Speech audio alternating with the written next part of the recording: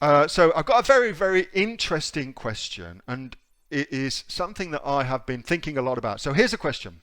Neil, if you lost all of your money today and only had $50 to your name, how would you go about rebuilding yourself?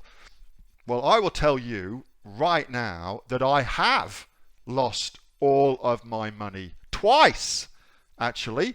So back when I was younger, we retired to just outside of Monaco, where we lived, and I very was bored, and so looking for something to do with my money, I did some dumb things, lost all my money. And then I have also been bankrupt as well and had to rebuild myself from that. Okay, so I've had that $50, lived in the back of my car with my lovely wife, lived on pot noodles. I've been through that, so I absolutely have some insights into that. But I'm going to tell you what I would do. But first of all, let me kind of give you a little bit of background and some understanding, because I think with the awareness that I've got now, I've come to realize why people do lose their money and why some people make it back and some people don't. Okay, so let me see if I can kind of give you a little bit of insight into that. There is a myth, I reckon, well, partly a myth, that says it takes money to make money. That's a pretty rampant myth that happens in our society. And I would say that is partly true and mostly false. Partly true and mostly false. Okay, so if you put a former millionaire who's got, by the way, the right programming in their heads to have $1 million, and if you put that person into a situation where they are suddenly financially poor, then usually before long they will be rich again without the need, by the way, for their own money. So that's interesting. But if you take a financially poor person and give them money, they will not be able to handle that money. Their mindset, their programming is not ready for that money, and they will typically lose it as well, as evidenced by the number of people who win lotto and then lose it all. Okay, so that's because their unique programming, mental programming, is not set up for making and managing and growing money. So instead of educating themselves about money, they watch TV, for instance. Instead of reading a book, they read a trashy magazine. Instead of investing their money to make more money, they blow it on a new toy or something like that. Okay, and I'm not here to say that that is right or wrong. I'm just here to say that if you expect to amass a lot of money, when you do that, then you're setting yourself up for failure. So I have come to the realization that any journey into amassing financial wealth must start with you and what changes you need to make in your programming to become intrinsically motivated, so internally motivated, to make a boatload of cash. That is, I believe, the name of the game. If you are relying on other people, external motivation, that's going to be that's where your willpower will be very, very weak. But if you set yourself up by reprogramming your brain, then you'll be intrinsically motivated, and people will have to try and stop you from making money. It's a very different thing, okay? All right, so with that being said, and I'd be very, very interested to get your comments on that in the comment area, okay?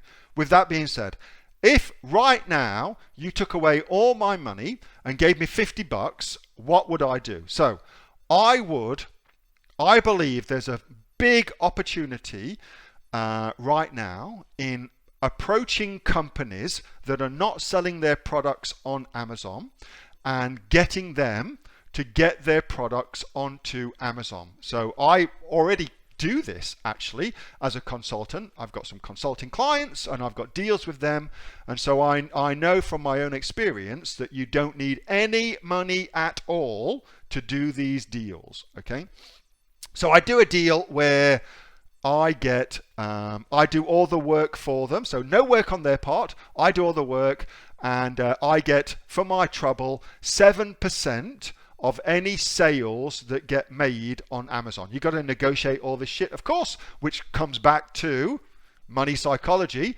But I'd negotiate that deal. I'd look to do one of those deals per week, and then once I've done the deal, I'd get all the work done, take a week to do it, solid work, get it done. I'd go to trade fairs in the niches that I am interested in, and talk to companies that are exhibiting at the trade fairs to find clients. And if I did that, I estimate it would take me a year to have 30 good clients. So one per week. I reckon out of that, I'd probably end up with 30 good clients who I liked and they liked me. And if I get each one of them to $100,000 a year on Amazon, which is I believe that's a piece of piss to do.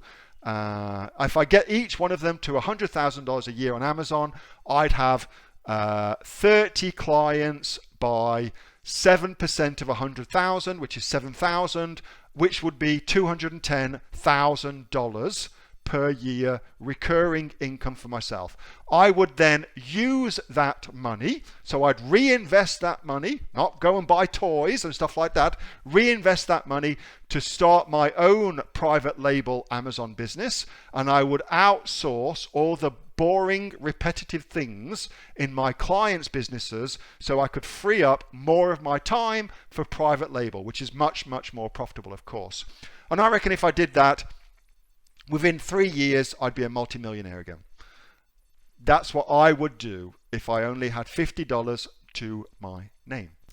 Hey, Neil here. Just before you go away, that was a question that I got asked on my regular Monday night Q&A session, which I have with the members of the Aussie Online Entrepreneurs. So if you're interested in joining us as an Aussie Online Entrepreneurs, then you can click on the link below to find out a lot more about that. And also, as a special thank you for watching this video, I've got a great book that I want to give you for free. It's a current bestseller on Amazon, and it teaches you everything that you would need to know about starting a business here in Australia on Amazon. So you can see that just up there. So if you'd like to get a copy of that for free, then again, just click on the link below and you'll get a copy of that. You'll get taken to a page where you can get a copy of that for absolutely free. Hope you enjoyed that little snippet from one of my Aussie Online Entrepreneur Q&A sessions, and make sure that you subscribe to my channel and also like this video. And if you've got a question that you would like answering, then post it in the comments below, and I'll do my best to answer it, whether on one of these videos for you or directly in the comments directly below. All right, thanks so much for watching, and I'll catch you next time on the next of the Aussie Online Entrepreneurs Amazon FBA Australia videos. See you soon.